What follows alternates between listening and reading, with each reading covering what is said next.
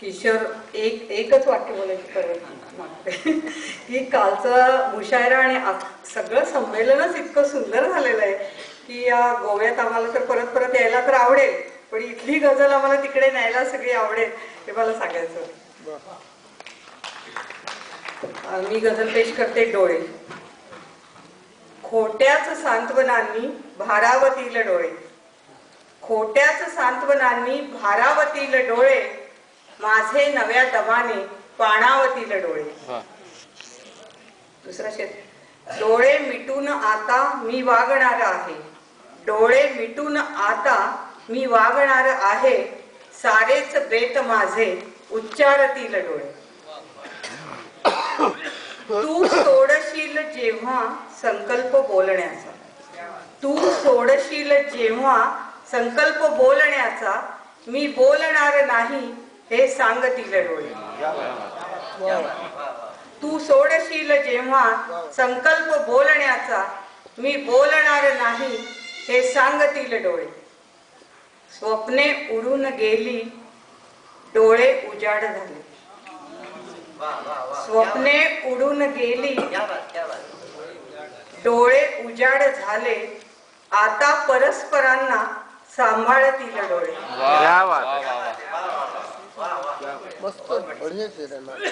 स्वप्ने उडून गेली डोळे उजाड झाले, आता परस्परांना सांभाळतील डोळे. वाटेशिवाय मीही पोचेन त्याच गावी, वाटेशिवाय मीही पोचेन त्याच गावी, तेव्हा तुझ्याच वाटा शृंगारतील डोळे. आणि शेवटचा शेर आहे. फाडेल काळ जेव्हा पाने जुनी पुराणी, फाडेल काळ जेव्हा पाने जुनी पुराणी, बेभान अक्षरांशी रेंगाळतील डोळे.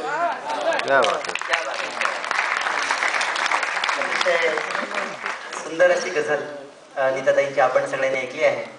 सोचा नहीं अच्छा बुरा, देखा सुना कुछ भी नहीं, और मांगा खुदा से रात दिन, तेरे सिवा कुछ भी नहीं. जिस पर हमारी आंख ने मोती बिछाए रात भर, भेजा वही कागज उसे, हमने लिखा कुछ भी नहीं. भेजा वही कागज उसे, हमने लिखा कुछ भी नहीं. या ओळींसोबत मी इथे निमंत्रित करतो आहे अमरावतीचे गझलकार प्रफुल्ल भुजाळे यांना की त्यांनी आपली रचना सादर करावी.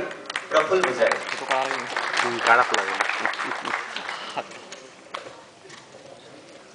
सर्व गझल यात्रींना विनम्र अभिवादन करतो आणि गझल सादर करतो.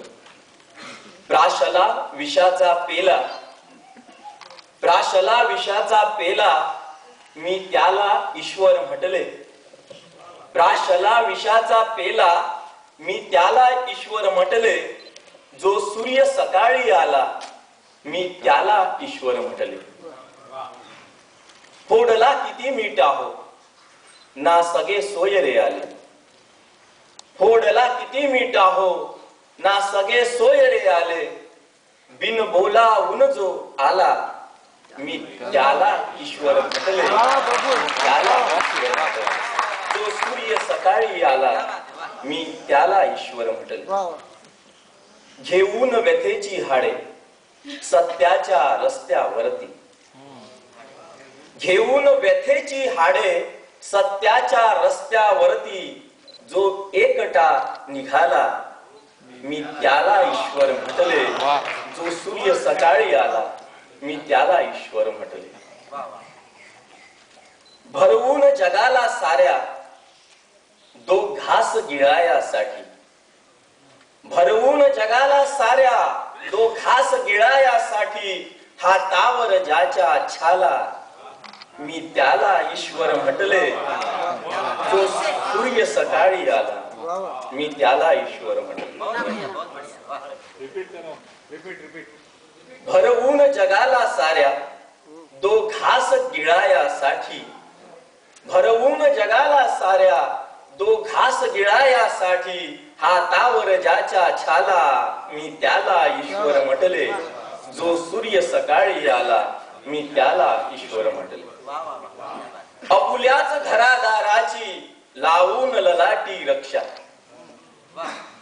अपुल्याच घरादाराची लावून ललाटी रक्षा जो फासावरती गेला मी त्याला ईश्वर म्हटले.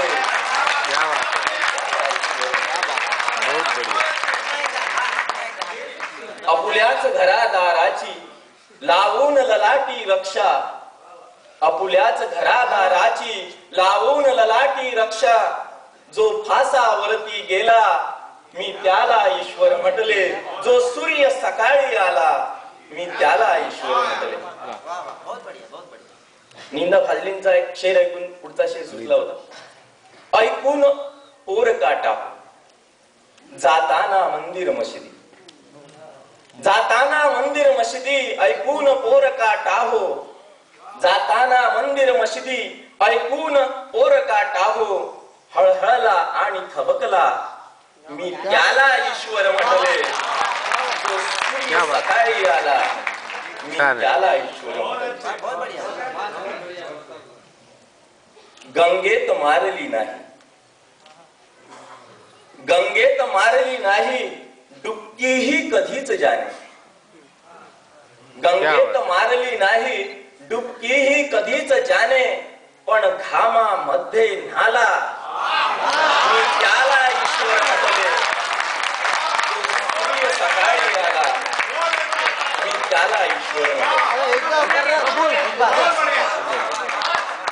गंगेत मारली नाही गंगेत मारली नाही डुबकीही कधीच जाणे पण घामामध्ये न्हाला मी त्याला ईश्वर म्हटले. जो सूर्य सकाळी आला मी त्याला ईश्वर म्हटले. शेवटचा शेर आहे. तुम्हाला सर्वांकरता समर्पित करतो. चेतवून लाखो तारे चेतवून लाखो तारे आकाश उजळले जाणे. चेतवून लाखो तारे आकाश उजळले जाणे परिप्रकाशात न आला मी त्याला ईश्वर म्हटले. जो सूर्य सकाळी आला मी त्याला ईश्वर म्हटले. मी त्याला ईश्वर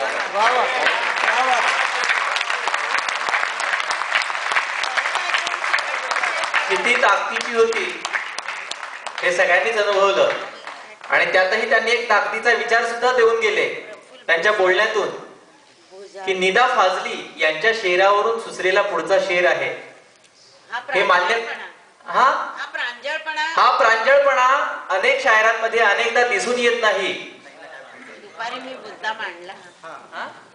दुपारी संगीता जोशी यांनीही मुद्दा मांडला आणि त्यांनी छान शब्दही दिलाय. श्रुतयोजन गझल वत्सला संगीता जोशी असंच म्हणतो आम्ही त्यांना. मराठीतल्या पहिला गझलकार आहेत त्या की श्रुतयोजन हा सुंदर शब्द त्यांनी दिलाय आणि मान्य करण्यात हरकत ती कोणती आहे. सदानंद डबीर यांनी दुष्यंत कुमार यांच्या 40च्या 40 गझलांचा मराठी अनुवाद दुष्यंत कुमारच्या गझलांचा अनुवाद म्हणूनच सायमे धूपचा सावलीतली उन्हे प्रकाशित केला. आणि मान्य करण्याने तोच शायर नाही आपणही मोठेच होतो आणि मान्य न करण्याने आपण खोटे होतो.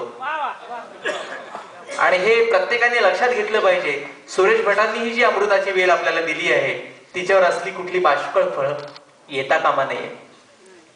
यानंतर मी आबेद शेख याला या ठिकाणी बोलावतोय.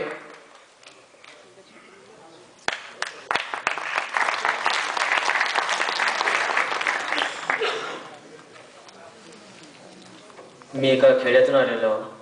एवढ्या मोठ्या जाणकारासमोर आणि दिग्गजासमोर मी पहिल्यांदा इथं उभा आहे दादाच्या आशीर्वादामुळे. एक मतला सादर करतो आणि एक नंतर गजल सादर करतो. रडलो ठसा ठसा मी रडलो ठसा ठसा मी हसलो कसा बसा मी रडलो ठसा ठसा मी हसलो कसा बसा मी मजला नको विचारू जगलो कसा कसा मी.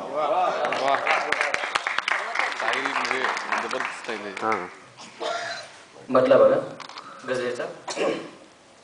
समजू नकोस सरले डोळ्यामधील पाणी समजू नकोस सरले डोळ्यामधील पाणी